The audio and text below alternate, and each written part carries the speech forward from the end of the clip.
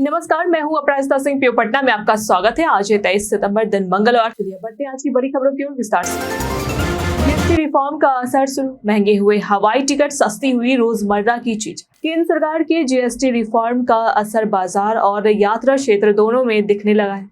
रोजमर्रा की चीजें जैसे बिस्किट, नमकीन, केक पर जीएसटी दर 12% से घटाकर 5% कर दी गई है, जिससे इनके दाम 7% तक घटे। छोटे होटलों को जीएसटी से छूट दी गई है और ऑटोमोबाइल सेक्टर में गाड़ियों के दाम 5,000 से 1 लाख तक घटे। वहीं बिजनेस क्लास हवाई टिकट महंगे हो गए हैं। जीएसटी 12% से बढ़कर 18% हो गया है, जिससे पटना से दिल्ली और पटना से मुंबई जैसे रूट्स पर किराया 1200 से 1400 तक बढ़ा है। इकोनॉमी क्लास पर कोई बदलाव नहीं हुआ है।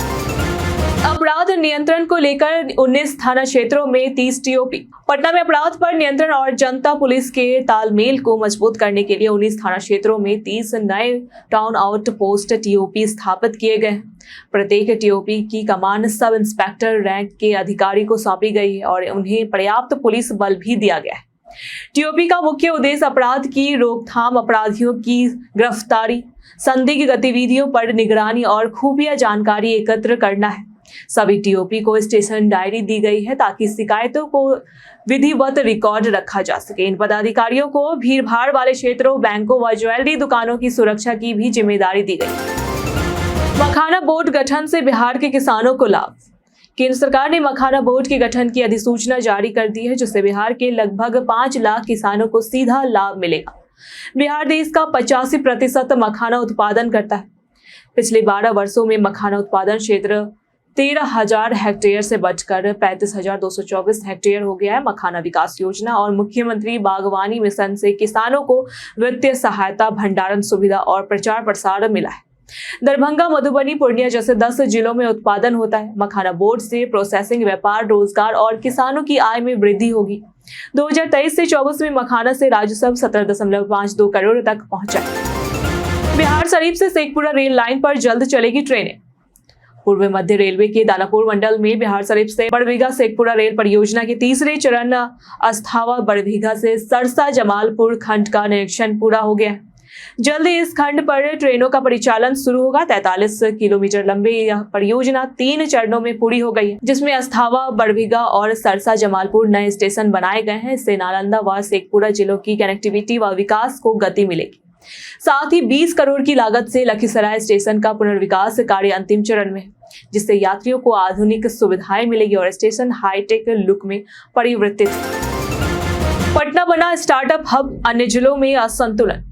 बिहार में अब तक 1521 स्टार्टअप पंजीबद्ध है, जिनमें लगभग 50% केवल पटना डिवीजन में है। पटना जिले में सर्वाधिक 651 स्टार्टअप है, जिससे यह राज्य का स्टार्टअप हब बन गया है। अन्य प्रमुख जिले हैं पूर्वी चंपारण 64, मुजफ्फरपुर 63, वैशाली 50, वहीं कैमूर, शेखपुरा, शिवहर जैसे जिलों में बेहद कम स्टार्टअप है। कोसी डिवीजन में सबसे कम 39 स्टार्टअप है। यह क्षेत्रीय असंतुलन दर्शाता है। उद्योग विभाग अब दूर दराज क्षेत्रों में स्टार्टअप रजिस्ट्रेशन बढ़ाने की कोशिश कर रहा है। स्टार्टअप मुख्यतः agritech, food processing, health take, execute और वेस्ट मैनेजमेंट जैसे क्षेत्रों में सक्रिय है। पटना में पूजा पंडालों के लिए बिजली कनेक्शन शुरू। पटना में दशहरा महोत्सव को रोशन करने के लिए पेशों ने पूजा पंडालों को अस्थायी बिजली कनेक्शन देना शुरू कर दिया है। आयोजक आवेदन के कुछ घंटों के भीतर कनेक्शन प्राप्त कर सकेंगे। यह सुविधा षष्ठी से दशमी तक 4 दिनों के लिए मिलेगी। लोड के अनुसार शुल्क 2,049 रुपए 1 केवीए से 1.03 लाख रुपए 1,000 केवीए तक है। पिछले साल 637 पंडालों को कनेक्शन मिला था और इस बार भी उतने ही आवेदन की उम्मीद है।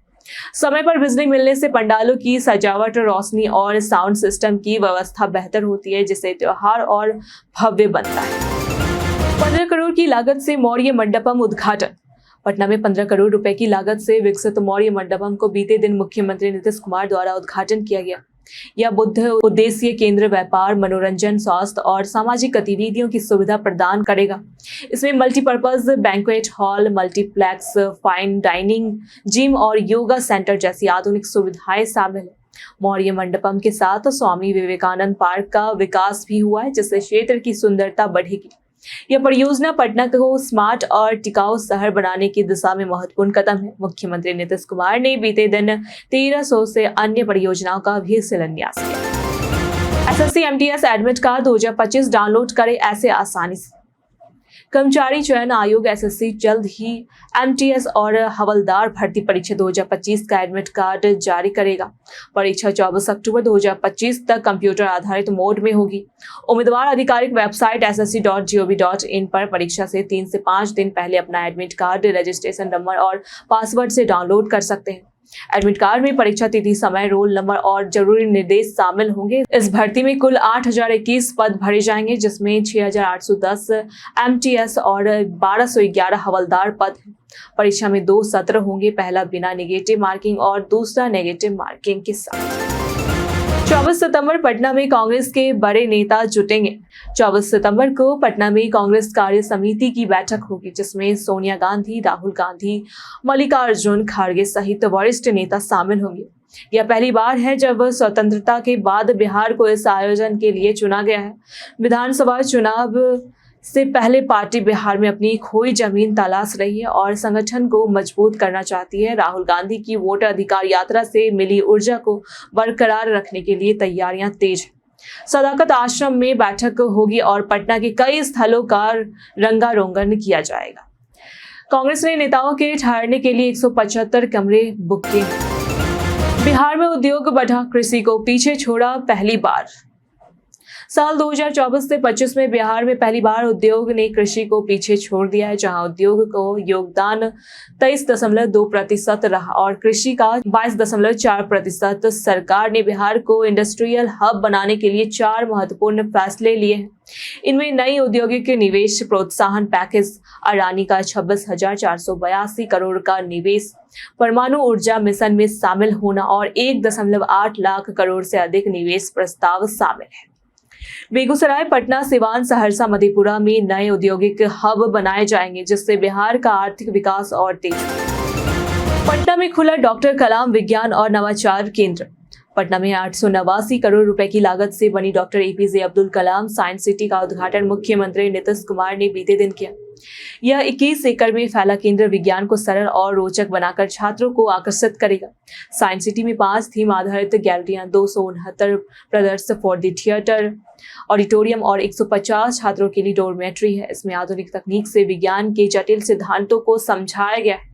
मुख्य प्रदेशों में आर्टिफिशियल इंटेलिजेंस, तापमान दृश्यांकन, गणितीय सिद्धांत और विज्ञान के अन्य रोचक पहलू शामिल है। यह केंद्र नवाचार और शिक्षा का अनूठा मंच साबित है।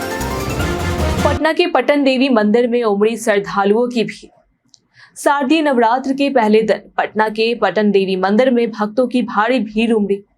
इस बार 9 साल बाद नवरात्र 10 दिनों तक मनाया जा रहा है, क्योंकि चतुर्थी तिथि 2 दिन है। नवरात्र की शुरुआत माता शैलपुत्री पूजा से हुई, जिनका हाथी पर आगमन शुभता, समृद्धि और विकास लाता है। मंदिर को विशेष रूप से सजाया गया है और कलश स्थापना का शुभ मुहूर्त भी ध्यान रखा गया है। नवरात्र के दौरान मां दुर्गा के 9 स्वरूपों की पूजा होगी, जिसमें कुष्मांडा माता की पूजा 2 दिन की रहेगी। यह पर्व पटना के पटन देवी मंदिर के पौराणिक महत्व को दर्शाता है। बिहार चुनाव 2025 में पवन सिंह होंगे सक्रिय। भोजपुरी स्टार पवन सिंह ने reality show rise and fall छोड़कर राजनीति में सक्रिय होने का फैसला किया।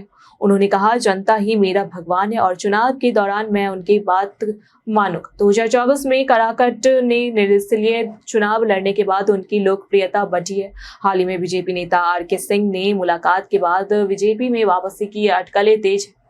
उनकी पत्नी ज्योति सिंह भी राजनीति में सक्रिय है। पवन सिंह ने तेजस्वी यादव की तारीफ करते हुए काम करने की नियत को महत्व दिया। फतुहा में 14 करोड़ का पुल और विकास परियोजनाएं। बीते दिन फतुहा के पूर्व मंत्री डॉक्टर रामानंद यादव ने 28 करोड़ रुपए की ग्रामीण परियोजनाओं का शिलान्यास किया। प्रमुख परियोजना पुनपुन नदी पर 14 करोड़ की लागत से 138.88 मीटर लंबा पुल बनाना है, जो फतुहा और पटना सदर के बीच दूरी 5 से 7 किलोमीटर कम करेगा। इस पुल से 50 से अधिक गांवों को लाभ मिलेगा और जाम मुक्त सड़क सुविधा मिलेगी।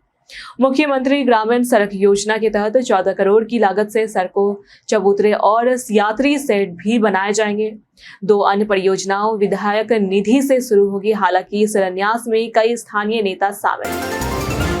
आरबीआई गाइडलाइन से बंद हुई क्रेडिट कार्ड रेंट पेमेंट सुविधा। आरबीआई की नई गाइडलाइन के चलते अब फोन पे, पेटीएम, क्रेडिट, अमेजॉन पे जैसे फिनटेक ऐप से क्रेडिट कार्ड द्वारा किराया भुगतान संभव नहीं होगा। नए नियम के अनुसार पेमेंट प्लेटफॉर्म सिर्फ केवाईसी सत्यापित व्यापारियों को भुगतान कर सकते हैं, जबकि अधिकतर मकान मालिक रजिस्टर्ड मर्चेंट नहीं होते। यह निर्णय क्रेडिट कार्ड के दुरुपयोग और बिना वैध मकसद के ट्रांजैक्शन को रोकने के लिए किया गया है। पहले से ये कई बैंक इस पर चार्ज व रिवॉर्ड कटौती कर चुके थे। अब किराया केवल यूपीआई, बैंक ट्रांसफर या चेक से चुकाना होगा, जिससे क्रेडिट कार्ड के फायदे नहीं मिले। बीते दिनों जिन्होंने हमारे वीडियो पे लाइक और कमेंट किए थे उनके नाम है नेहा कुमारी, धर्मेंद्र गुप्ता, अवोध कुमार, राकेश मिश्रा, मनोज दास, संजीव कुमार। इसी के साथ बढ़ते आज के सवाल की ओर। आज का सवाल है, क्या आप पटना में चल रही विकास योजनाओं से संतुष्ट हैं? आप अपना जवाब हमें हमारे कमेंट सेक्शन में लिखकर जरूर बताएं। आज के लिए इतना ही। पटना की तमाम खबरों के साथ बने रहने के लिए देखते रहे प्योर पटना। और साथ ही अगर आप यूट्यूब चैनल पर देख रहे हैं तो चैनल को सब्सक्राइब करें। अगर आप फेसबुक पेज पर देख रहे हैं तो लाइक और फॉलो करें।